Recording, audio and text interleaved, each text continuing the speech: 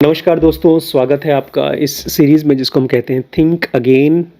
और आजकल हम लोग पढ़ रहे हैं री राइटिंग द टेक्स्ट बुक, किताबों को फिर से लिखना। किताबों को फिर से लिखना क्यों?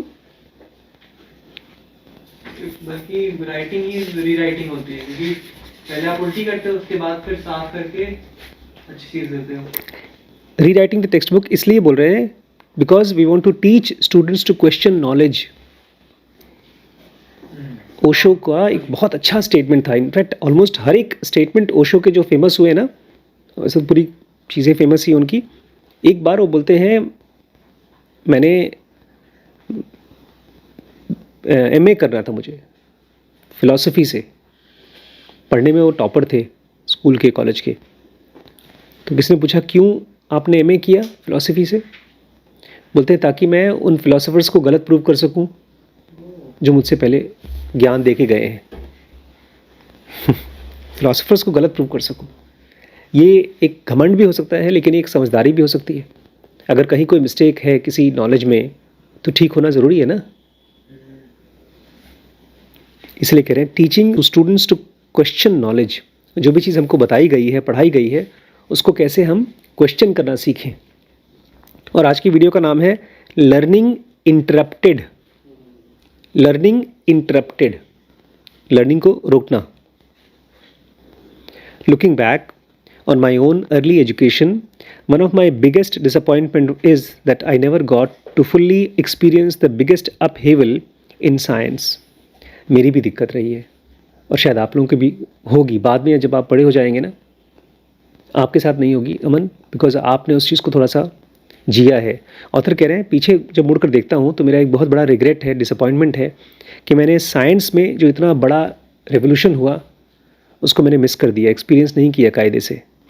Long before it ever occurred to me to be curious about cosmos, my teachers started demystifying it in kindergarten. Oh, अच्छा, एक सेंटेंस से मेरे को अब आइडिया आया कि बोल क्या रहे हैं। इस सेंटेंस को सुनिए और मुझे बताइए इसका मतलब। Long before it ever occurred to me to be curious about the cosmos, my teachers started demystifying it in kindergarten. मैं अपनी क्रिएटिविटी को जानना शुरू ही करता कि पहले ही टीचर्स ने उसको मेरे लिए बर्बाद करना शुरू कर दिया। उन्होंने मेरे लिए सिंपल कर दिया, जो चीज कॉम्प्लेक्स थी कॉस्मोस यूनिवर्स के बारे में, उसको पहले ही सिंपल बना दिया।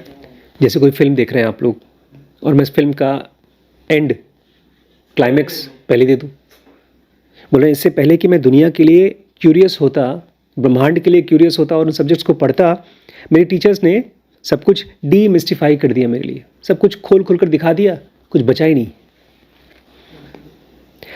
I often wonder how I would have felt if I was a teenager when I first learned that we don't live on a static flat disk but in a spinning moving sphere. हम लोग के साथ भी यही हुआ है। Author कह रहे हैं मैं बहुत बार सोचता हूँ कि आपको मालूम है हम कैसी धरती पे रहते हैं? हमारी धरती कैसी है? कैसे, ये चीज़ कहाँ पता है हम लोगों को? खाली पढ़ा है। मैंने तो नासा की फोटो भी देखी है। आपने नासा की फ़ोटो देखी है, लेकिन कभी कभी ये फीलिंग आप कैसे जानेंगे उस फीलिंग को? जब पूरा वर्ल्ड टूर कर लेंगे एक बार, तब भी नहीं मालूम पड़ेगा। ये चीज़ आप पूरी दुनिया ट्रैवल कर लें तब भी आपको ये नहीं मालूम होगा कि पूरी दुनिया गोल है। ये केवल आप जब स्पेस में जाएंगे तभी आप अपनी आंखों से देख करके बता सकते हैं। जिसको जॉय ऑफ बीइंग रॉन्ग बोलते हैं। आप किसी चीज़ को बहुत सालों से मान रहे हो, जैसे मैंने दहेज को, जातिवाद को बचपन से बहुत स्ट्रांगली माना है परिवार की वजह से, और जब मुझे साबित हुआ कि ये सब गलत है तो मुझे बड़ी खुशी मिली। वो खुशी बोल रहे हैं मुझे नहीं मालूम पड़ेगी, कभी नहीं मालूम पड़ी, क्योंकि बचपन से ये बता दिया गया कि धरती गोल है। इसलिए मैं उसका मज़ा नहीं ले पाया जब मुझे पता चला कि धरती सीधी नहीं है, गोल है। अगर मुझे पहले पता होता धरती सीधी है और फिर मुझे बाद में मालूम पड़ता कि गोल है, तो कितना मज़ा आता मुझे। वो जॉय, एक फिल्म को देखने का joy. I hope I would have been stunned and that disbelief would have quickly given way to curiosity and eventually the awe of discovering and the joy of being wrong.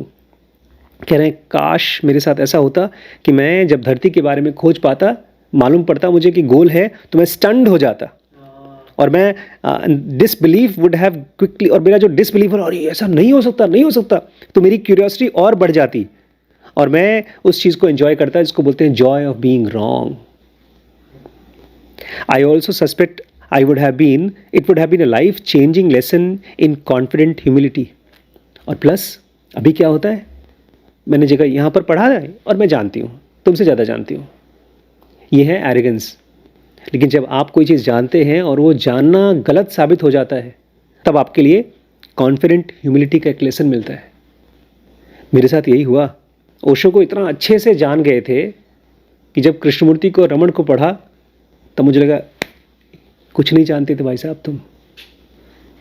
और बड़ी खुशी से लोगों को सुनाते थे, समझाते थे, ज्ञान देते थे. कॉन्फिडेंट ह्यूमिलिटी का लेसन मिलना चाहिए अगर आदमी सचमुच में ग्रो करना चाहता है.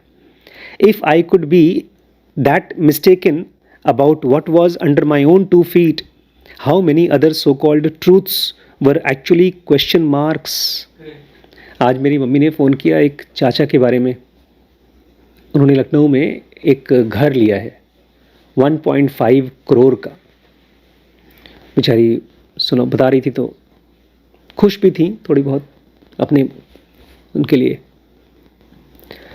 मेरे ख्याल से उनकी ज़िंदगी का सबसे बड़ा इन्वेस्टमेंट होगा. मैं बड़े इन्वेस्टमेंट से बहुत डरता हूँ. पता है क्यों? क्योंकि मेरे लिए जो सबसे बड़ा इन्वेस्टमेंट था ये यहाँ की प्लॉट, उसमें मुझे जॉय ऑफ बीइंग रॉन्ग मिल चुका. उसके बाद एक काफ़ी बड़ा इन्वेस्टमेंट लखनऊ की प्लॉट में, वहाँ पर भी मुझे क्या मिला? क्या मिला श्रीश? मतलब आपको लगा कि ये जो इन्वेस्टमेंट मैं कर रहा हूँ तो अच्छा है, और जब फिर और ये सेंटेंस मेरे दिमाग में चला ये चीज़ कि अगर मैं 5 से 10 लाख रुपए के इन्वेस्टमेंट में इतनी बड़ी बड़ी गलतियां कर रहा हूं, तो फिर 1 करोड़ का इन्वेस्टमेंट करूंगा तो क्या होगा? ये चीज़ बेचारे मेरे चाचा को नहीं एक्सपीरियंस होगा. If I could be mistaken about what was under my own 2 feet. मैंने थिंकिंग फास्ट एंड स्लो की 2 किताबें खरीदी हैं. हाँ, एक नॉइज भी है. नॉइज़ भी उन्हीं की है ना, उस ऑथर की है. आपको पता है ये 2 किताबों का मैंने मेरे ख्याल से 1000-1200 रुपये पे किया होगा. लेकिन मुझे लगता है ये दोनों किताबें, एक ही किताब है, दो बुक हैं नहीं, लेकिन मेरा 50 लाख या शायद 1 करोड़ का सेविंग हो गया उसकी वजह से, थिंकिंग फास्ट एंड स्लो से. अगर उसको मैंने नहीं लिया होता तो मैं कभी भी बायसेस के बारे में नहीं जान पाता, और जान भी पाता तो ऐसे ही जानता जैसे लोग अखबार में न्यूज़ पढ़ते हैं. और फिर मैंने ढेर सारे ऐसे ब्लंडरस लोन ले लिए होते, जैसे आप क्रेडिट कार्ड यूज़ करते हैं. मैंने आज तक कभी क्रेडिट कार्ड को खोला ही नहीं है. एक बार आया था, उसको खोला ही नहीं. आज फ़ोन आया था, सर आपके लिए क्रेडिट कार्ड यहाँ से इशू हो गया है. तो मैंने उसको बोला बोलते आप आशीष शुक्ला बोल रहे हैं. मैंने काट दिया उसने. उसको लगा कोई बच्चा बोल रहा है. अगर मैंने थिंकिंग फास्ट एंड स्लो नहीं पढ़ा होता तो मैं बहुत से ऐसे खराब इन्वेस्टमेंट कर चुका होता. इसलिए ये 1000-2000 की आप लोग सोच रहे होंगे सिक्योरिटी एनालिसिस की बुक लाए हैं 1000 रुपए की, क्या फ़ायदा? ये 1000 रुपए बराबर 50 लाख के, क्योंकि इसमें मुझे जॉय ऑफ बीइंग रॉन्ग से बच जाऊंगा. मैं एक बड़ा ब्लंडर करने से बच जाऊंगा. यही ऑथर कह रहे हैं अगर मैं अपने नीचे जो पैरों के नीचे 2 ज़मीन है उसके बारे में गलत हूं तो पता नहीं कौन कौन सी बड़ी बड़ी चीज़ों के बारे में गलत हो सकता हूं. Sure, I know that many earlier generations of humans had gotten it wrong, but there is a huge difference between learning about other people's false beliefs and eventually learning to unbelieve things ourselves. जो सचमुच का knowledge होता है ना, वो ये नहीं होता है कि किसी ने क्या लिख दिया और आपने क्या पढ़ लिया. सचमुच का नॉलेज वो होता है कि आपने क्या समझा है और बाद में वो पूरा तार हो जाए और आप फिर नया कुछ डिस्कवर करें. एक छोटी सी चीज़ बताता हूँ मैं आप लोगों को. एक ही किताब है डार्क एज. इस आदमी की एक वीडियो देखी थी मैंने यूट्यूब पे, और यूट्यूब में इन्होंने बताया था किस तरह से यूट्यूब बर्बाद है. याद है क्या? यूट्यूब में सबसे ज़्यादा जो व्यूज़ आते हैं, एक टाइम पर आते थे कैट्स के, कार्टून कैट्स, कैट वीडियो अगर आप खोजेंगे ना तो कुछ नहीं है, खाली कैट, वो भी कार्टून कैट चल रही है पूरे 1 घंटे में, आधे घंटे में, और बच्चे उसको देखते रहते हैं। बोलता है जब इस तरह की वीडियोस बच्चों को दिखाते हैं आप, तो बच्चों का ब्रेन जो है वो सड़ जाता है। व्यूज़ भी अच्छे खासे थे, मुझे बहुत लॉजिकल लगा। इस आदमी का एक चैप्टर मैंने आज शुरू करने की कोशिश की। उसने कहा है कि ये गूगल कंपनी जैसे लोग, जो कंपनीज है ना, दुनिया को बेवकूफ़ बना रही हैं। कैसे? इसका लास्ट चैप्टर है क्लाउड, और इसमें बोलते हैं एक बड़ा सा कॉन्फ्रेंस हुआ था 2013 में, जिसमें गूगल ने इनवाइट किया था ग्रेव होटल में, इंग्लैंड में, ढेर सारे बिग शॉट्स को, और वहाँ पर एरिक श्मिड आए थे। और वो कहते हैं कि ये जो बड़े बड़े एक्सीडेंट्स हुए ना, जैसे कि रिवांडा में हुआ, पता है रिवांडा में क्या हुआ था? एक मिनट। रिवांडा नहीं पता? जेनोसाइड हुआ था। उसकी फिल्म बनी है, होटल रिवांडा करके, एक 5 स्टार होटल में लोग, कुछ टूरिस्ट बचते हैं, लेकिन वहाँ पूरे रिवांडा में कितने लोग मरे थे आइडिया है आपको? नहीं ना? कुल मिलाकर के करीब 7.5 लाख लोग मरे थे। हाँ, 1994 में जब मैं 12th में था, उस समय जेनोसाइड हुआ था, जिसमें 7.5 लाख लोग मरे थे 4 महीने के पीरियड में। और एरिक श्मिड कहते हैं अगर लोगों के पास में फ़ोन होते, कैमरे होते, लोगों ने शूट कर लिया होता, रिकॉर्ड कर लिया होता, तो इस तरह की चीज़ों को रोका जा सकता था। जब मैंने इसको सुना तो मुझे लगा हाँ यार, बात तो सही है।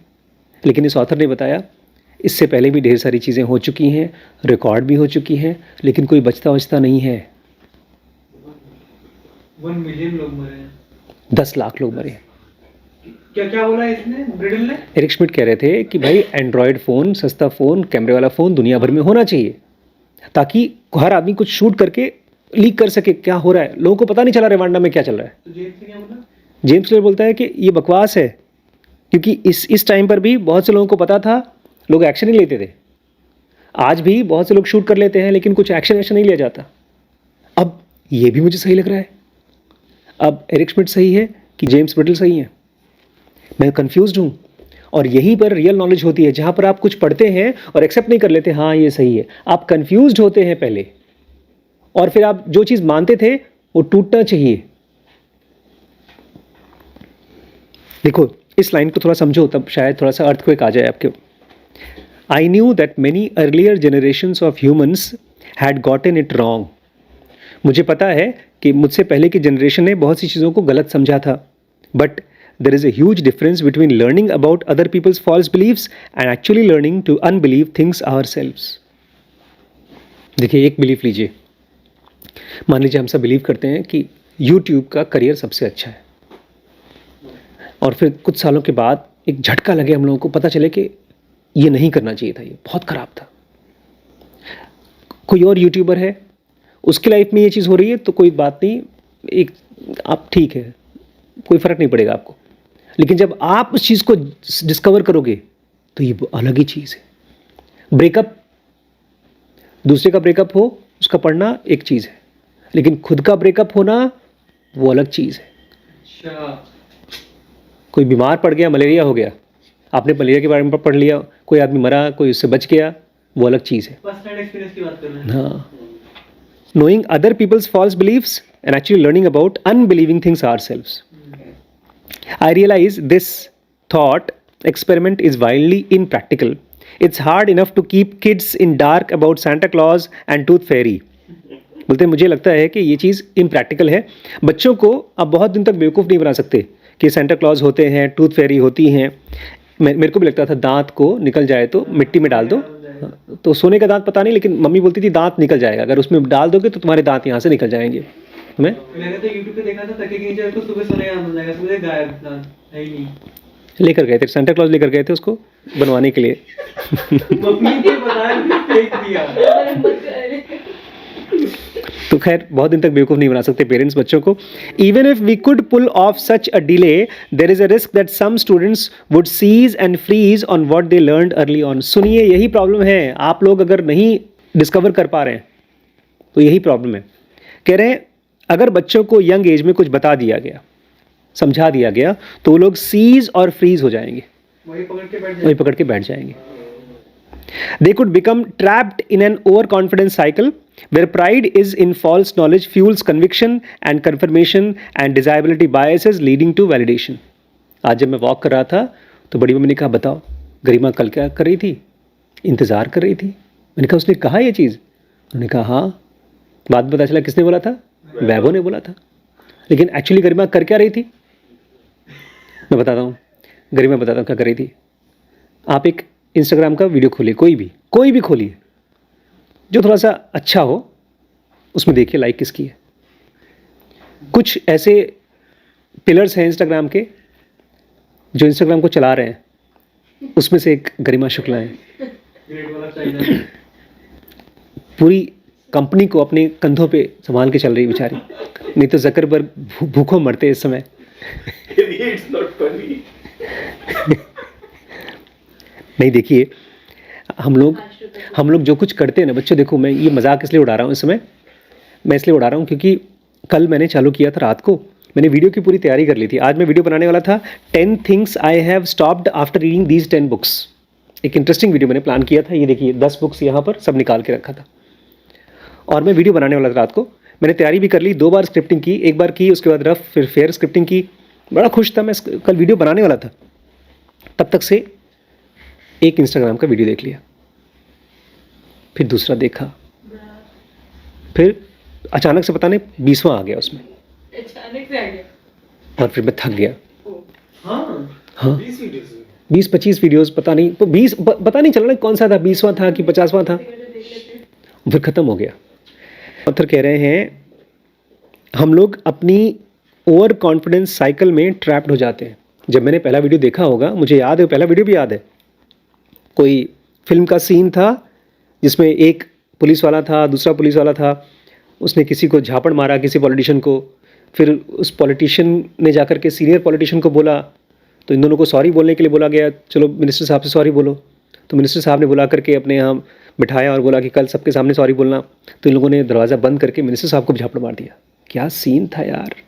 लेकिन विद इन नो टाइम वो चीज़, कॉन्फिडेंस साइकिल इतना स्ट्रांग हो गया कि मैंने कम से कम 25-30 वीडियोस देख लिए और उसी में मैं थक गया, मतलब ड्रेन हो गया। मेरा इतना ज़्यादा डिस्ट्रैक्शन हो गया कि जो मैं क्रिएटिवली सोच पा रहा था, स्टोरीज़ को बाइंड कर पा रहा था अपनी वीडियो के लिए, वो नहीं कर पा रहा था मैं। We are trapped in overconfidence cycle where pride in false knowledge fuels conviction. जो भी हमारा नॉलेज है, जो फॉल्स नॉलेज है, गलत नॉलेज है, उसमें ही हम लोगों को बड़ा प्राइड महसूस होता है। कभी आप देखिएगा, हम जब बातचीत करते हैं ना टेबल पे, खाने की टेबल पे, या हंसते हंसते कहीं बात करते हैं, तो अपने इसको देखिएगा, pride in the false knowledge. ये सवाल ही नहीं उठता कि मेरी नॉलेज फॉल्स है कि सही है, क्योंकि अगर हम एक अच्छे लेवल ऑफ लाइफ पे नहीं है, फाइनेंशियली या स्पिरिचुअली, उसका वजह होना चाहिए ना। हमारे पास कुछ नॉलेज है, उस नॉलेज से हम बहुत अच्छे लेवल पे नहीं पहुंचे हैं, तो हमको उस नॉलेज पे डाउट होना चाहिए। नहीं समझे? एक डॉक्टर दवाई देता है और मरीज ठीक नहीं हो रहा है, डॉक्टर को डाउट होना चाहिए कि मेरी दवाई सही नहीं है या मेरी डायग्नोसिस सही नहीं है। 1945 में एक संस्था बनी है, हार्टफुलनेस सेंटर। उसी के फॉलोअर थे जो अंकल आए थे पिछले हफ्ते, और उस संस्था का जो मैं कैंपस देख रहा था ऑनलाइन, 2000 एकड़ साइज है। 2000 एकड़ मतलब कृष्णमूर्ति फाउंडेशन का 10 टाइम्स। अक्षरधाम कितने एकड़ में? अक्षरधाम 100 एकड़ में, 2000 एकड़ में। उसके जो मेडिटेशन हॉल है वो Guinness book of world record में, they are the biggest meditation hall in the world. और कोई भी आदमी, दाजी का, हाँ, ये जो स्पिरिचुअल एनाटॉमी बुक लिखी है, तो कोई भी आदमी जिस लेवल से ऊपर उठ करके हायर लेवल पे जाता है, उसके पास जो नॉलेज है उस नॉलेज से ही जाता है। और अगर हमारे पास फॉल्स नॉलेज है तो उसके लिए प्राइड नहीं होना चाहिए। अच्छा, हमारे पास हो सकता है फॉल्स नॉलेज ना हो, हमारे पास मौज मस्ती हो, because most of the time we are talking about our fun things जब भी हम साथ में मिलते हैं। But even that should not be the thing to be proud of. जैसे उन्होंने हंसते हंसते बोला, दीदी क्या कर रही है? इंतजार कर रही है। लेकिन क्या उसमें कोई फैक्ट है? हल्का फुल्का भी फैक्ट है? जैसे अभी एक स्कूल का टीचर बनना है आपको, उसमें ठीक ठाक सैलरी मिलेगी टीचर की, but there is everybody wants to grow one layer at a time. जैसे स्लीप के साथ होता है, ऐसे हमारे करियर के साथ भी होता है। एक पॉइंट के बाद जब हमको समझ में नहीं आता तो हम मान लेते हैं यार हम इसी के लायक हैं, इतने में जी लेते हैं। और वो इसलिए होता है बिकॉज हमको अपनी फॉल्स नॉलेज पे कह रहे हैं we become trapped in overconfidence cycle where pride in false knowledge fuels conviction and confirmation and desirability bias leads to validation। हमको वही चीज़ें दिखाई देंगी जो हम जानते हैं, उससे ग्रोथ नहीं होगी, लेकिन हम वही चीज़ देखते रहेंगे जो हम जानते हैं, इसलिए हमको वैलिडेशन भी होती जाएगी। अरे वो तो आगे बढ़ गया क्योंकि किस्मत वाला था। कन्फर्मेशन हो जाता है, डिजायरेबिलिटी बायस हो जाती है और वही वैलिडेशन देती है। Before you know it we might have whole nation of flat earthers. आज भी पूरी दुनिया में ढेर सारे ऐसे लोग हैं जो बोलते हैं धरती फ्लैट है। बहुत से लोग ऐसे मानते हैं। एक किताब भी लिखी गई है द अर्थ इज़ फ्लैट करके, खैर वो किताब का कॉन्सेप्ट अलग है। जैसे बहुत से लोग हैं जो वैक्सीन नहीं लगवा रहे थे, ऐसे ही बहुत से लोग हैं जो उसको मानते हैं कि भाई हमको हमारे स्क्रिप्चर्स में लिखा हुआ है, पुरानी बाइबल में लिखा हुआ है कि अर्थ फ्लैट है, तो हम क्यों माने ये चीज़ कि अर्थ गोल है। साइंटिस्ट बोलेगा तो मान लेंगे। वो उनकी स्ट्रॉन्ग फर्म बिलीफ है और वो उसी पे जी रहे हैं। Evidence show that if false scientific beliefs aren't addressed in elementary schools, they become harder to change later। Evidence दिखाता है कि अगर बचपन में ही गलत साइंटिफिक बिलीव्स को नहीं बदला गया तो बाद में नहीं चेंज हो सकता। आज मम्मी से मेरी बहस हो रही थी, मैंने छोड़ दिया। फिर डॉक्टर एमपी बहस करी थी, उन्होंने भी छोड़ दिया। मम्मी बहुत स्ट्रांगली बिलीव करती हैं कि अगर एक साल में 1 लाख 1.5 लाख का पूजा कराया तो उससे मेरे बच्चों का फाइनेंशियल ग्रोथ हो रहा है। इसको अब नहीं तोड़ सकते हम लोग, क्योंकि जो साइंटिफिक चीज़ें गलत आपने बचपन में सीख ली वो बाद में नहीं तोड़ती। Learning counter intuitive scientific ideas is akin to becoming fluent speaker of second language. Psychologist Debra Kelman writes, it's a task that becomes increasingly difficult the longer it is delayed, and one that is almost never achieved with only piecemeal instructions and infrequent practices। कह रहे हैं अपने beliefs को बदलना, counter intuitive scientific ideas को बदलना। ये counter intuitive scientific idea है कौन सा, कि अगर पैसा ढेर सारा पैसा नहीं लगाओगे, नहीं कम पैसा लगा कर के बड़े बिजनेस हो सकते हैं, ये काउंटर इंट्यूटिव है। नॉर्मली लोग यही सोचते हैं कि अगर 1 करोड़ 2 करोड़ रुपए लगा दोगे तो महीने का कम से कम 4-5 लाख रुपए तो आएगा, 10% रिटर्न तो आएगा, जो कि इंट्यूटिव लगता है। हाँ लगता है यार ये, हाँ यार करोड़ रुपए लगाओगे तो जितना बैंक ब्याज देता है उससे तो ज़्यादा ही कमाओगे। ये इंट्यूटिव है, मतलब सिस्टम 1 बोलता है। काउंटर इंट्यूटिव बोलता है नहीं, आप 1 लाख या 0 लगा करके भी 1 करोड़ रुपए कमा सकते हो। ये काउंटर इंट्यूटिव है। ऐसी चीज़ों को समझना ऐसा ही है जैसे कि आप एक हिंदू हो, इंडियन हो और आपको जापानीज सीखनी पड़े और फ्लुएंटली बोलना पड़े, नहीं कर सकते। और ख़ास तौर से पीस मील इंस्ट्रक्शन से तो कभी नहीं कर सकते।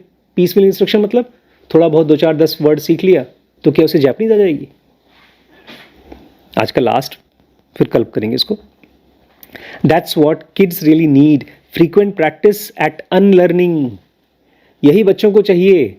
समय समय पर बच्चों को अनलर्निंग करना होगा, जो कुछ उन्होंने स्कूल में सीखा है उसको भूलना होगा, specially when it comes to the mechanism of how cause and effect works. क्योंकि इस दुनिया में कॉज एंड इफेक्ट जैसे काम करता है उसमें बहुत झोल झाल है। जो हमको पढ़ाया गया है उसमें भी, जो हम समझ रहे हैं उसमें भी ऑटोमेटिकली दिमाग मान लेता है ये चीज़। मैंने मान लिया था कि हाँ उस आदमी से देखा, ज़मीन दिलवा दी, लुट गया मैं। अखबार को देखा, कॉज एंड इफेक्ट, अगर ये ज़मीन ले लूँगा तो मुझे किराया मिलेगा। क्यों मिलेगा भाई? टाइम टाइम पर हम लोगों को अनलर्न करना होता है। इसलिए किताबें आपको जितना लर्न कराती हैं उससे ज़्यादा हेल्प करती हैं अनलर्न करने में। इसलिए लर्निंग अनइंटरप्टेड, जब आप जो सीख रहे हैं उसको कुछ टाइम के बाद रिव्यू करिए, रीथिंक करिए कि क्या सही है ये। आज कुछ कॉन्सेप्ट्स हैं जो दूसरी बुक्स में दी गई हैं और उन्होंने उसको काटा है। डैनियल गोलमैन ने या इसने मैल्कम ग्लैडवेल ने जो बोला इसको उन्होंने काटा है और बारीक कर दिया है। जो मैं मानता था किसी से बात करना है, प्यार से कन्विंस करना है, उसको और बारीक किया है। तो लर्निंग इंटरप्टेड क्यों? Because concepts need to be reevaluated, rechanged. Sleep के बारे में देखो, मैं मानता था कि 4-5 घंटे सो लिया, जिनोगा बोलती है 12 बजे सो कर के 5 बजे उठ जाओ, कोई दिक्कत नहीं। लेकिन अब रीथिंक कर रहा हूँ मैं through the sleep book, why we sleep. कल और पढ़ते हैं।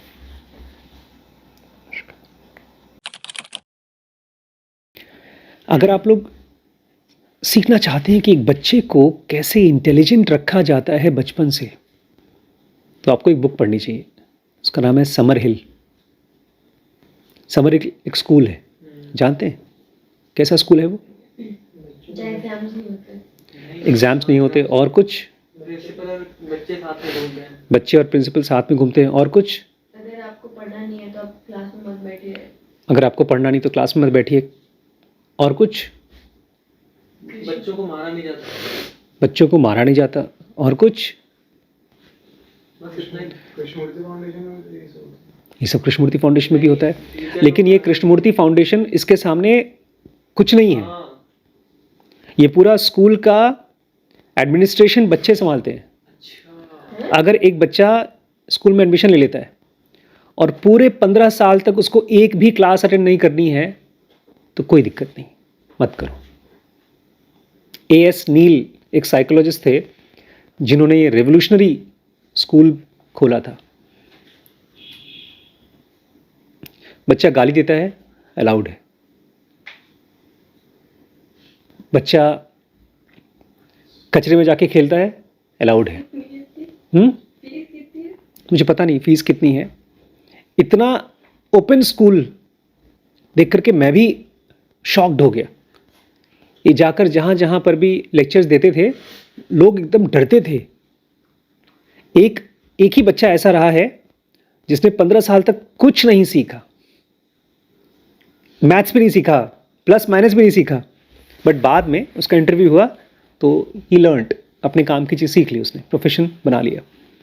मैं हमेशा ही अपने आप से पूछता रहता था कि आखिर ऐसा क्यों है कि स्कूल के दौरान मुझे पढ़ाई अच्छी नहीं लगती थी। अब लखीमपुर आने के बाद जब से मैंने बुक्स खरीदना शुरू किया, तब से मुझे पढ़ाई अच्छी लगती है। उसका यही रीज़न है।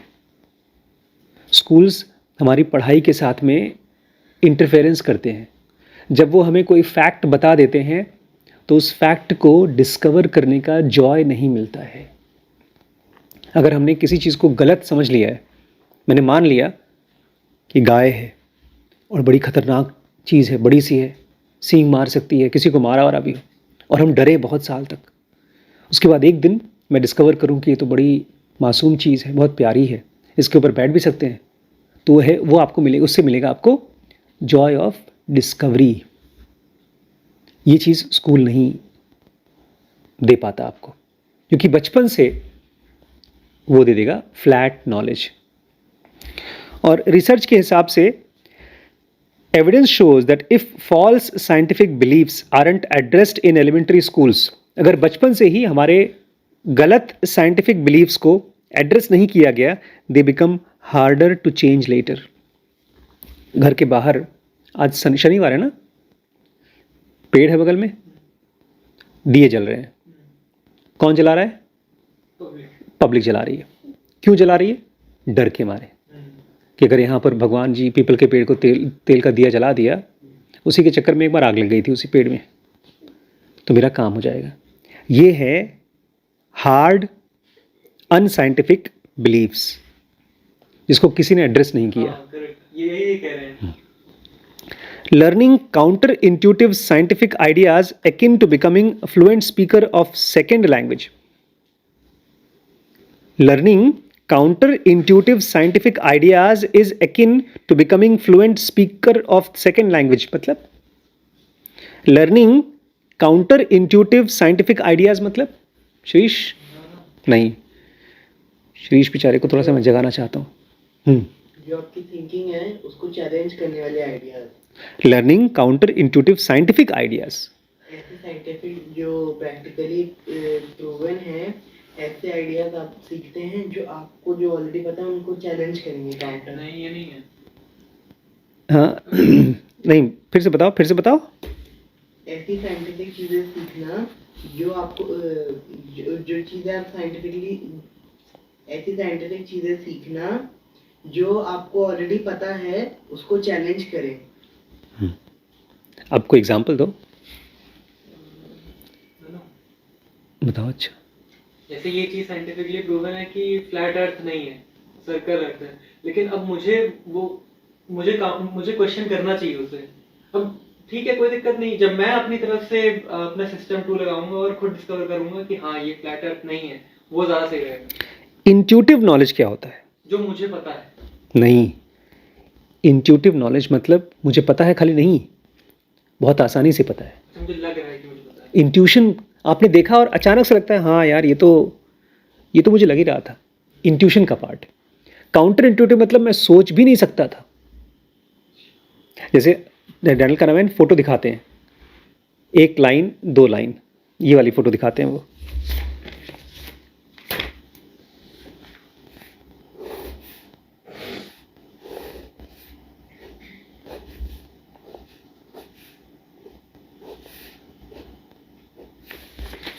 बताओ इसमें से कौन सी लाइन बड़ी है, कौन सी छोटी? दोनों इक्वल है। दोनों बराबर। अच्छा ठीक है, मेरा सवाल बदल रहा हूँ मैं। कौन सी बड़ी लग रही है? इधर वाली। ये है इंट्यूटिवली आपने कहा उधर वाली बड़ी लग रही है, और काउंटर इंट्यूटिवली दोनों बराबर है। आपने थोड़ा सोच करके बोला ना। क्या? अगर काउंटर इंट्यूटिवली कहे तो उसमें ये रिएक्शन होता है कि ये तो पता ही नहीं था मुझे। हाँ, काउंटर मतलब आपके इंट्यूशन के अगेंस्ट में कोई ऐसी साइंटिफिक नॉलेज, जैसे अभी हम लोग ने उस दिन पढ़ा था यार, बुखार। हाँ, बुखार का इलाज करना चाहिए कि नहीं करना चाहिए? नहीं करना चाहिए। नहीं करना चाहिए। लेकिन करना चाहिए कि नहीं करना चाहिए? साइंटिफिकली नहीं करना चाहिए, नहीं करना फिर भी लोग करते हैं। ये काउंटर इंट्यूटिव है। बुखार को इलाज नहीं करना चाहिए, काउंटर इंट्यूटिव। ये एक चीज हमने उसमें पढ़ी थी आउटलिव में, कि वो जो उसका ऑपरेशन किया गया था, पूछा गया था ना उससे कि तुम ड्रिंक करते हो कि नहीं। बाद में पता चला कि वो चीज कोल्ड ड्रिंक्स एग्जैक्टली। अब चीनी वाला पानी पिएंगे तो हमको लिवर फेल हो जाएगा। ये हमारा काउंटर इंट्यूटिव नॉलेज है। काउंटर इंट्यूटिव साइंटिफिक चीज़ों को समझना ऐसे ही है जैसे किसी फॉरेन लैंग्वेज में फ्लुएंट स्पीकर हो जाना। जैसे अभी श्रीश को मैं बोलूँगा, जर्मन बोलेगा श्रीश, जर्मन में बोलो, मैं और मेरा भाई दोनों लखीमपुर से बाहर जा रहे थे और वहाँ लखनऊ में शॉपिंग कर रहे थे। कौन से लेवल तक पहुँच गए हो तुम? नहीं कर पाएगा, बिकॉज अभी ये कितना भी एडवांस्ड हो चुका हो, फ्लुएंसी नहीं आई है। ठीक बोलेगा वाटर। अच्छा, मैंने पानी पिया। बात कर रही थी।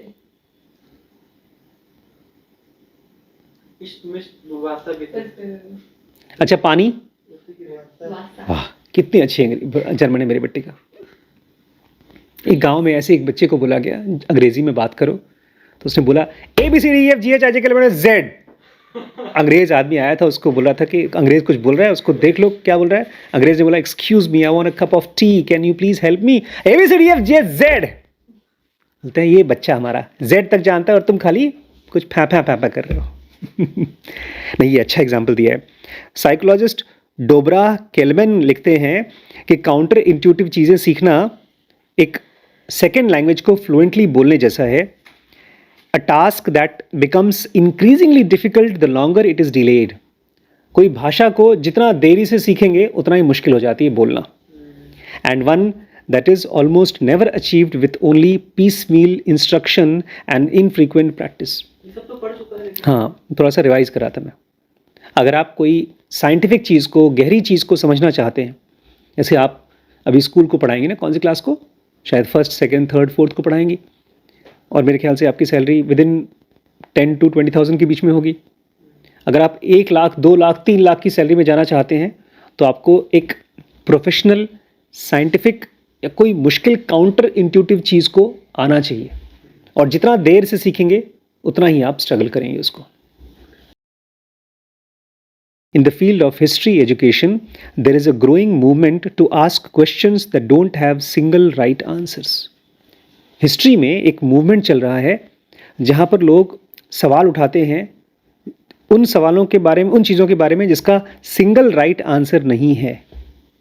जैसे अभी आप लोग इसके वीडियोज़ अगर देखें कभी, मंदिर जो बना है यहाँ अयोध्या में, वो सही है कि गलत? कुछ लोग तो ये बता रहे थे, मुझे मैंने देखा नहीं है वीडियो, लेकिन कुछ लोग तो कह रहे थे कि उसमें पानी लीक कर रहा है। नहीं नहीं, बनाने की बात नहीं कर रहा हूँ, मस्जिद तोड़ करके मंदिर बनाया गया, ये सही है कि गलत? ये गलत है। गलत गलत। It has no right answer, single right answer नहीं है इसका। क्योंकि पहले वहाँ मंदिर था, उसको तोड़ के मस्जिद देखो, उनके हिसाब से मंदिर बनना चाहिए, आपके हिसाब से मंदिर नहीं बनना चाहिए। It has no single right answer. अच्छा ये बताइए, उसकी छोड़िए, अयोध्या की छोड़िए, अपने घर की बात बताइए। अभी आप नौकरी ज्वाइन करेंगी और बड़े प्राउडली आप ऑफिस जाएंगी काम करने, तो साइकिल से जाएंगी कि मोटरसाइकिल से जाएंगी? में तो ऑर्डर नहीं आएंगे। ऑटो से जाएंगी। उसका पैसा कौन देगा आपको? मैं खुद दोगी? इसका कोई राइट आंसर है? कुछ चीज़ों का राइट आंसर है, लेकिन आप बहुत ही चालाकी से मुझे या बड़ी मम्मी को मस्का मार करके कुछ न कुछ तो इंतजाम कर ही लेंगी, कुछ पैसा निकलवा लेंगी। खरीद लूंगी मैं। हम्म। खरीद लूंगी। तो जब आप एक्टिवा खरीदेंगी तो कौन से घर में रहेंगी, कौन से कमरे में, कितना किराया देंगी आप? नहीं देखो, जो अब प्रेजेंट चीज़ हो रही है, जिनोगा भी इस चीज़ को कहती है, that which is right is clear, that which is not right is also very clear, in between things are grey. इतिहास के बारे में बहुत सी ऐसी चीज़ें हैं जिसके बारे में हम ये नहीं कह सकते कि सही है कि गलत है। यही कह रही हैं, एक मूवमेंट चल रहा है, बहुत से ऐसे लोग हैं जो इतिहास के ऐसे सवालों को उठाते हैं जिसका कोई सही आंसर नहीं है, सिंगल राइट आंसर नहीं है। In curriculum development at Stanford high school, students are encouraged to critically examine what really caused the Spanish American war during whether the New Deal was success and why Montgomery bus boycott was watershed moment। तीन बड़े बड़े ऐतिहासिक चीज़ें इन्होंने बताई हैं, मैं तीनों को नहीं जानता हूँ। एक है Spanish American war, India Pakistan की लड़ाई की तरह ही ये भी है। अभी कौन सी लड़ाई चल रही है? यूक्रेन और नहीं, वो तो हो गया, अभी चल रही है, नहीं, अभी वो तो चल रही है। और वो पैलेस्टीन पैलेस्तीन और इजराइल और पैलेस्तीन की लड़ाई चल रही है। ऐसे ही स्पेनिश और अमेरिकन वॉर चली। न्यू डील, कोई न्यू डील है, वो सही था कि गलत था, सक्सेसफुल हुआ कि नहीं? मॉन्टगोमेरी बस बायकॉट एक वाटरशेड मोमेंट था, बहुत बड़ा मोमेंट था। ये तीनों चीज़ें क्यों हुई? वाई द मॉन्टगोमेरी बस बायकॉट वॉज वाटरशेड मोमेंट। अच्छा चलो ये छोड़ो यार, बाहर की चीज़ छोड़ो। वैभव आया क्यों यहाँ पे? उसका सिंगल कॉज है कोई? गरिमा क्यों आई? उसका कोई कॉज है? श्रीज दुनिया में क्यों आए? उसका तो कॉज है ना। देखिए मैं इसलिए बता रहा हूँ क्योंकि हम लोगों को हिस्ट्री पढ़ना होता है। हिस्ट्री क्यों पढ़ना होता है? ये जो पहले गलतियां हुई वो हम दोबारा। अच्छा ठीक है, पहले की गलती ना दोहराएं, लेकिन अगर हिस्ट्री को ही गलत तरीके से लिखा गया हो तो हम दोहराएंगे ही। इसलिए कह रहे हैं कि ऐसा मूवमेंट चालू हुआ है कि इतिहास को और अच्छे से नुआंसेस के साथ में, कॉम्प्लेक्सिटी के साथ में हम देख सकें। पर ये जो हम यहाँ पे ये समझ रहे हैं, इसका कॉन्टेक्स्ट क्या है? कॉन्टेक्स्ट ये है कि हम लोग किताबें पढ़ रहे हैं अपने आप को बेहतर बनाने के लिए, सक्सेसफुल बनाने के लिए, as individual, as a society. लेकिन अगर हमको गलत तरीके से पढ़ाया जा रहा है, मेरा 15 साल चला गया पढ़ाई करते करते और मेरा पढ़ाई में इंटरेस्ट ही नहीं है। नहीं, जैसे जब अभी आपने जो चीज़ बोली कि कोई एक चीज़ हुई है घटना, उससे कई सारे रीजन हो सकते हैं, उसका कोई सही या गलत जवाब नहीं है। इसका क्या कॉन्टेक्स्ट है बोला? लेकिन जब हम हिस्ट्री पढ़ते हैं तो उसमें एक सिंगल आंसर दिया जाता है। मैं बताता हूँ। जैसे इस समय, अच्छा बताओ। यही कह रहा था। अब मैंने मान लो हिस्ट्री पढ़ी और उसमें लिखा है कि वॉर हुई थी हिटलर की वजह से, हिटलर की गलती थी। अब उसने एक सिंपल तरीके से आंसर दे दिया, लेकिन इधर कहा है इसने कि हिस्ट्री एजुकेशन अभी मूवमेंट चल रहा है कि एक सिंगल राइट आंसर पे नहीं मानना चाहिए। अब सिर्फ हिटलर की इसमें गलती नहीं है, अकेला हिटलर थोड़ा ना कुछ कर रहा था, सब और भी लोग होंगे, और भी डिटेल होंगी। आगे जाके इसमें कहा तो टीचर्स ने बच्चों को भेजा जाकर के उन लोग को इंटरव्यू करो जिनके व्यूज तुम्हें सेटिस्फाई नहीं कर रहे हैं, तुम्हारे जो भी मैं कह रहा हूँ। देखिए जब कोई कश्मीर फाइल्स एक फिल्म बनी, उसमें दिखा दिया गया कि मुस्लिम्स खराब हैं। केरला स्टोरी में दिखा दिया गया। केरला स्टोरी में भी दिखा दिया गया। अब इस चीज़ से आप एक गलत नॉलेज लेते हो, इसको आपको रीथिंक करने की ज़रूरत है। श्याम बेनेगल भी कह रहे थे कि इन दोनों फिल्मों को देखने के बाद आपको गाली देने का मन करता है, आपको सीधा व्यूज देने चाहिए थे, ना कि किसी को एंटी या इसके सपोर्ट में। अब कोई बिल्डिंग गिरी, मान लो कोई, आजकल ब्रिज बहुत गिर रहे हैं, और ब्रिज इसलिए गिर रहे हैं क्योंकि जो लोग भी उसको बनाते हैं उसका मटेरियल ख़राब लगाते हैं। से यहाँ पर भी बिल्डिंग में जो सीमेंट और बालू का वो होना चाहिए रेशियो, वो एक फिक्स्ड रेशियो होना चाहिए। अगर उससे कम हुआ तो ये बिल्डिंग गिर सकती है। लोहे की मात्रा होनी चाहिए, लेकिन अगर कम लगाया तो गिर जाएगा। अब ये बताओ, क्या कोई जानबूझ के इतने बड़े बड़े बिल्डिंग ब्रिजेस कमज़ोर बना रहा है? लेकिन जब कोई आदमी इतिहास लिखता है तो बोलता है इस आदमी की गलती है, इस पॉलिटिशियन की गलती है, इस कॉन्ट्रैक्टर की गलती है, इस लेबर की गलती है। ये चीज़ें हमको सिंगल कॉज फैलेसी से बचना है। ये चीज तो हम तब करते हैं जब वो चीज हो जाती है। ऐसे ही लाइफ में भी होता है, लेकिन एक्सीडेंट हो गया तो हम रीजन ढूंढते हैं कि इस वजह से हुआ था। आप लेकिन पॉइंट भूल रही हैं। हम लोग यहाँ पर सीख रहे हैं कैसे बच्चों को स्कूल में पढ़ाई करें ताकि इतिहास में जो गलतियाँ हुई हैं उसको भी हम दोबारा खोल खोल कर चेक कर सकें। आज के 20 साल बाद अगर आपसे और मुझसे कोई गलती हुई है और मैंने उसको छुपा दिया है तो लोगों को पता चल सके कि ये गलती हुई थी, उसको छुपाया गया था। क्योंकि गलतियां छुपी हुई ठीक ऐसे होती हैं जैसे किसी चीज़ के नीचे सांप छुपा हुआ, वो काट सकता है। अगर आपने इतिहास को एज इट इज़ नहीं समझा तो इतिहास आपको काटेगा। मतलब वही चीज़ दोबारा आप फिर से करेंगे। गलतियाँ, जो मिस्टेक पापा मम्मी से हुआ है या मुझसे हुआ है या आपसे हुआ है, अगर वो चीज़ हमारे बच्चे फ्यूचर की जनरेशन्स देख सकें तो वो नहीं रिपीट करेंगे। इसलिए पढ़ाई को नए तरीके से होना चाहिए। लर्निंग इंटरप्टेड होना चाहिए। बच्चों को कैसे होना चाहिए पढ़ाई? Some teachers even send students out to interview people with whom they disagree। Teachers बच्चों को उनके पास भेजते हैं जिनसे बच्चे डिसएग्री करते हैं। The focus is less on being right and more on building skills to consider different point of view. देखो, अब आपके क्वेश्चन का आंसर आ रहा है। इस सेंटेंस को पढ़ो, क्या लिखा है? The focus is less on being right and more on building the skills to consider different views and argue productively about them. आपकी कल जब श्रीश से बात हो रही थी, आप लोग जब बात कर रहे थे तो प्रोडक्टिव आर्ग्यू नहीं था। What is productive argument? What is productive? What is productive? जैसे राइट ब्रदर्स का होता है, जिन्होंने जब दो लोग बात करें तो उस बात का एक बहुत पॉजिटिव रिजल्ट आना चाहिए, दोनों को एक इंसाइट मिलनी चाहिए। उसको बोलते हैं प्रोडक्टिव आर्ग्यूमेंट। जब कोई किसी को इंटरव्यू लेने के लिए भेज रहा है तो उसका मुद्दा ये नहीं है कि कौन सही है कौन गलत। प्रोडक्टिव आर्ग्यूमेंट होना चाहिए। कल तो मुझे दिख रहा था साफ साफ, आपको जाना था, आप गई नहीं, आपका काम ही नहीं हुआ। तो जिस प्रोडक्टिविटी के लिए आप पूरी बहस कर रही थी वो प्रोडक्टिविटी है ही नहीं। और मुझे ये भी दिख रहा था कि श्रीश क्यों नाराज है, और मुझे ये भी दिख रहा था कि कैसे आप दोनों के अंदर में दोस्ती हो सकती है, प्लस आप दोनों का काम भी हो सकता है। प्रोडक्टिविटी मतलब जहां पर आप कुछ प्रोड्यूस कर सके, एक रिजल्ट प्रोड्यूस कर सके। The focus is not less on being right. आप कल श्रीश के साथ या श्रीश, हाँ, the focus is less on being right. ये मुद्दा नहीं है कि कौन सही है, गरिमा सही है कि श्रीश सही है। मुद्दा ये है on building the skills to consider different views and argue productively about them.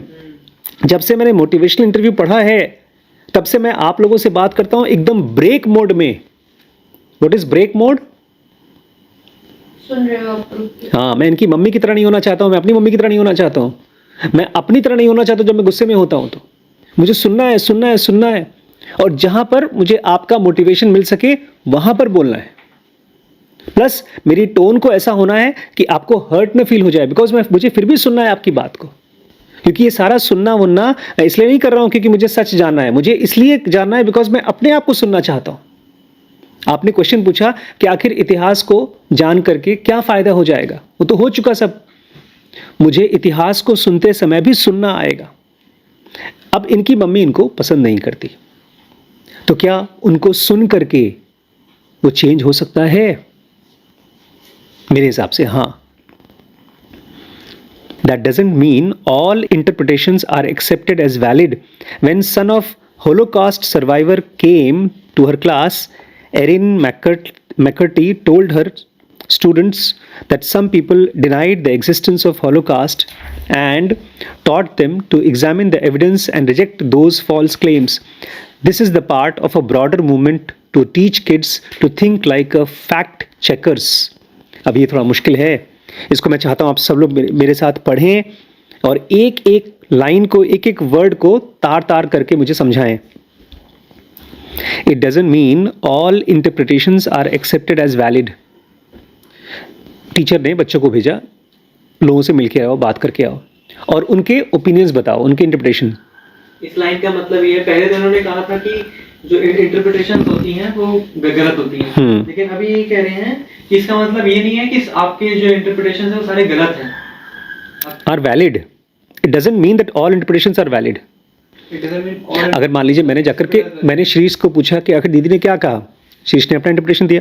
मैंने गरिमा से पूछा कि तुम्हारा इंटरप्रिटेशन क्या है, तो जरूरी नहीं कि दोनों सही हैं. अच्छा. It doesn't mean that all interpretations are accepted as valid. अगर 4 लोग हैं और 4 लोग अपनी अपनी इंटरप्रिटेशन देते हैं तो जरूरी थोड़ी दोनों सही हैं. यहाँ पर मैं इनकी बात सुनता हूँ, प्रखर की, प्रतीक की, और इनकी मम्मी की बात सुनता हूँ, तो कौन सही है? जरूरी नहीं दोनों में से कोई भी सही हो. Correct. अच्छा. When the son of Holocaust survivor came to her class. Holocaust survivor क्या होता है? जो नाजी थे बच्चे हाँ. थे. जो ढेर सारे लोगों को मारा था, करोड़ों लोगों को, उसी में से किसी का बच्चा बच गया और वो क्लास में आया. उसके माँ बाप को जलाकर मार डाला गया. वो बच्चा जब क्लास में आया, Erin McCarthy told her students that some people denied the existence of Holocaust. Erin McCarthy ने बताया अपनी क्लास को, तुम्हें पता है हॉलोकास्ट हुआ है, लोग मरे हैं, लेकिन हमारे ही बीच में कुछ ऐसे लोग हैं जो बोलते हैं हॉलोकास्ट तो हुआ ही नहीं, कभी नहीं हुआ. ये ठीक ऐसा ही है जैसे आपके आंख के सामने कोई मर गया और आप बोलो मरा ही नहीं कोई, और यहां तो करोड़ों लोग मरे हैं.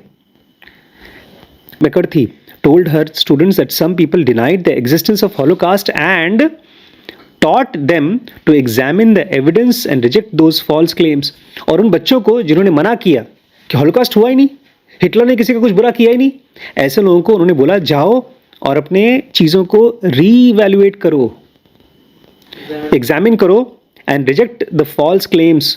और जब तुम्हें पता चलेगा कि वो हुआ था तो फॉल्स क्लेम करना बंद करो कि हिटलर अच्छा आदमी था. अब जैसे यही एक वो है इंटरप्रिटेशन, ये वैलिड नहीं है. Holocaust हुआ था. This is part of a broader movement to teach kids to think like a fact checker. आज हम लोग कोई भी किताब पढ़ते हैं, हम लोग इतने बेकार एजुकेशन सिस्टम में हैं, क्वेश्चंस दिया है, क्वेश्चंस का आंसर रटते हैं, आंसर लिख करके नंबर पा जाते हैं, कभी पूछते भी नहीं हैं कि जो चीज़ें लिखी हैं वो सच हैं कि झूठ हैं. अब कह रहे हैं जब से बीजेपी गवर्नमेंट आई है तब से सारी किताबों को ऐसा लिखा जा रहा है जिसमें मुस्लिम्स को खराब बोल दिया जाए.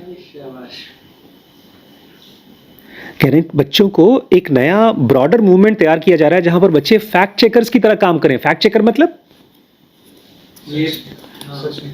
सच निकालें, क्योंकि जो एनसीईआरटी की या सिलेबस की बुक्स हैं वो मेडिकल की बुक्स नहीं हैं, वो इतिहास की बुक्स हैं. उसमें अगर मैंने लिख दिया मैंने आपको मारा और लिख दिया कि आपने मुझे मारा, तो वही चीज़ सालों साल के लिए मानी जाएगी. बच्चे तो स्कूल में पढ़ेंगे बचपन से ही. Guideline include interrogate information instead of simply consuming it. बच्चों को समझदार बनाने के लिए बोला गया है interrogate information instead of simply consuming it. मतलब जो भी स्कूल की किताबें दी गई हैं उसको पहले इंट्रोगेट करो, उसको एक जासूस की तरह इन्वेस्टिगेट करो कि सही है कि गलत. खाली उसको कंज्यूम मत करो, पढ़ करके याद मत कर लो. Second, reject rank and popularity as proxy for reliability. जैसे आजकल हम लोग क्या देखते हैं, कितने फॉलोअर्स हैं यूट्यूब पे या कितने इंस्टाग्राम के फॉलोअर्स हैं, तो यहाँ कह रहे हैं reject rank and popularity as a proxy for reliability. अगर कोई आदमी बहुत फेमस है, कोई हाई रैंक का आदमी है, उसको रिलायबल मत मानो. And understand that the sender of information is often not the source. आपको अगर कोई आदमी कोई मैसेज भेज रहा है, कोई सेंड कर रहा है इन्फॉर्मेशन, तो ज़रूरी नहीं कि वही सोर्स भी हो. कोई आदमी जिसको कुछ पता ही नहीं है वो आपको इन्फॉर्मेशन दे रहा है तो उसको मान मत लो.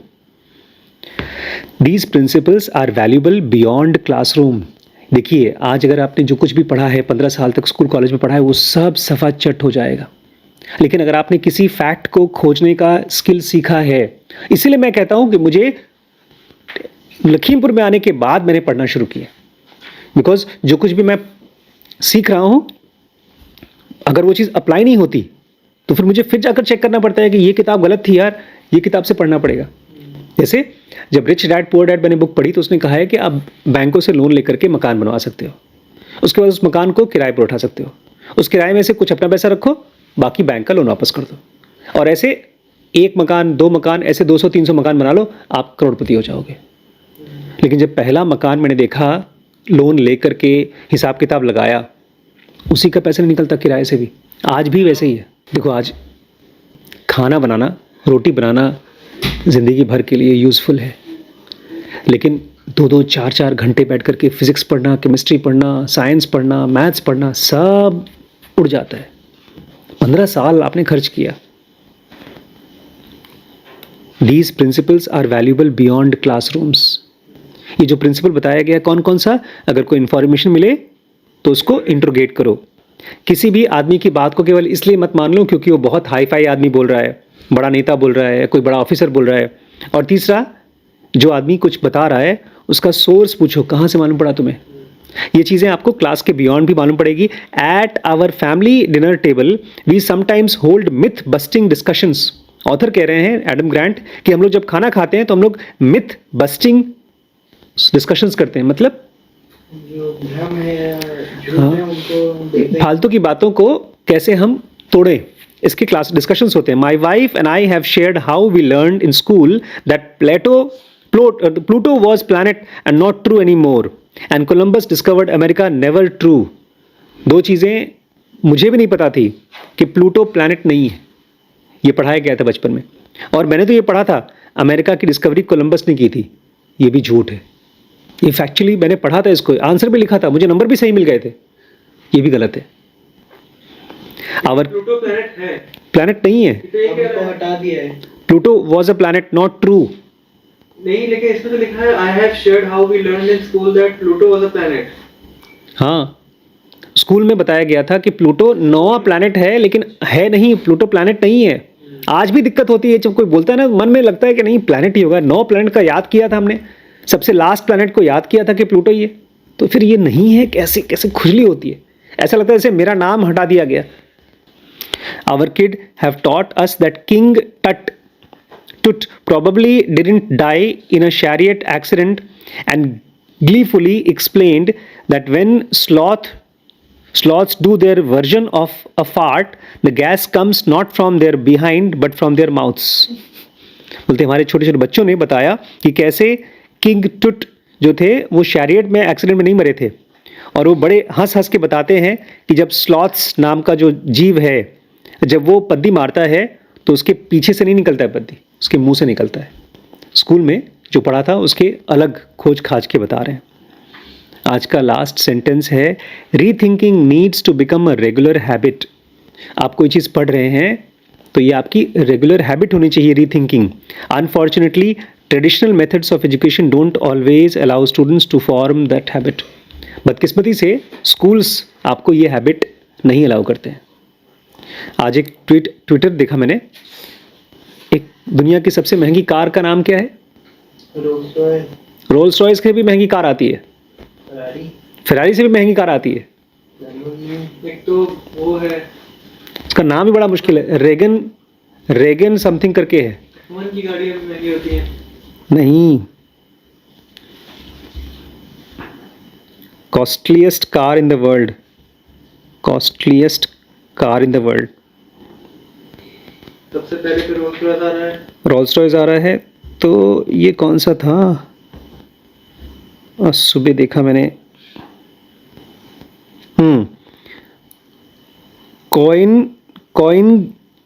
कॉइनसेग रेगरा खोजिए। 2.74 मिलियन की रेगरा गाड़ी बिकी है। और इसका ट्विटर देखा मैंने, इलॉन मस्क ने ट्विटर किया है, अच्छा तुम रेगरा चला रहे हो, तुम बड़े एनजीओ में काम कर रहे थे, कौन, किसकी एनजीओ है आजकल बहुत पैसे कमा रही है? Non for profit, Bill Gates की कौन सी company? Bill and Melinda Gates. Open AI, अच्छा ओके। चैट जीपीटी जो आपका है, पर वो एनजीओ थोड़ी ना है, नॉन फॉर प्रॉफिट है वो। लेकिन अब प्रॉफिट वाली हो गई है। हाँ तो अब किया है, लेकिन फिर भी शुरू तो एनजीओ था। और उसके जो फाउंडर हैं कौन, सैम आल्टमैन, वो चला रहे हैं रेगेरा, यही वाली। ने ट्वीट किया, अच्छा बड़े तुम पैसे, तुम लोग के पास पैसे नहीं थे ना, गरीब की तरह जी रहे थे, कहाँ से आ गया इतना पैसा कि इतनी महंगी कार चला रहे हो? सिर्फ बहुत कर रहा है। मॉक कर रहा है, बिकॉज ही थिंक्स ना, he thinks and re thinks. एक सक्सेसफुल आदमी खाली सोच करके और डिसाइड करके और करके सक्सेसफुल नहीं होता। 100 बार उसको अपने रास्ते चेंज करने पड़ते हैं। रास्ते चेंज करने के लिए आपको अपने थिंकिंग चेंज करनी होती है। इसलिए अपनी लर्निंग को, जो कुछ भी आपने सीखा है उसको टाइम पर क्या करिए, इंटरप्ट करिए।